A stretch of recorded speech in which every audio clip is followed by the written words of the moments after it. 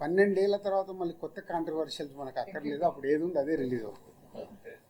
ఇప్పుడున్న సిచ్యువేషన్ లో ఇలాంటి సినిమా చేయాలంటే మీ బ్యానర్ లో అలాంటి ప్రయత్నం ఏమైనా చేస్తారు మీరు? 100% చేస్తాం.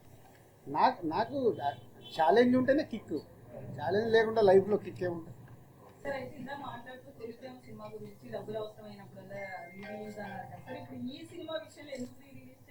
Just for enjoyment. కాదు ఏంది ఎఫెక్ట్ మాకేమి.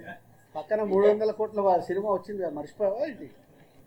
అప్పుడే సంక్రాంతితోనే ఎంజాయ్మెంట్ ఏంటంటే ఒక హ్యాపీనెస్.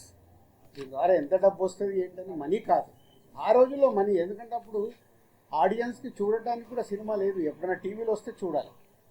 అప్పుడు ఇంత పైరసీ లేదు, ఇప్పుడు పైరసీ ఉంది, ఓటీటీలో ఉంది, టీవీలో ఉంది. ఇవన్నీ దాటి కూడా థియేటర్కి వస్తున్నారంటే ఫర్ ఓన్లీ ఎంజాయ్మెంట్. మన బొమ్మరిల్ రిలీజ్ అయ్యేప్పుడు నేను వెళ్ళా థియేటర్కి, ఫస్ట్ టైం చూసాను నేను రీ రిలీజ్. అంటే విజిల్స్ కొడుతున్నారు, పాట వస్తే లేచి డ్యాన్స్ చేస్తున్నారు. అంటే అలా 3 గంటలు ఎంజాయ్ చేద్దామని ఫిక్స్ అయిపోయి థియేటర్కి వస్తున్నారు రీ రిలీజ్ అంటే. మొన్న బాంబే వెళ్తే కూడా హిందీ సినిమా ఒకటి 45 crores గ్రాస్ కలెక్ట్ చేసింది మన రీ రిలీజ్లో. అంటే ఇదొక ట్రెండ్ స్టార్ట్ అయింది.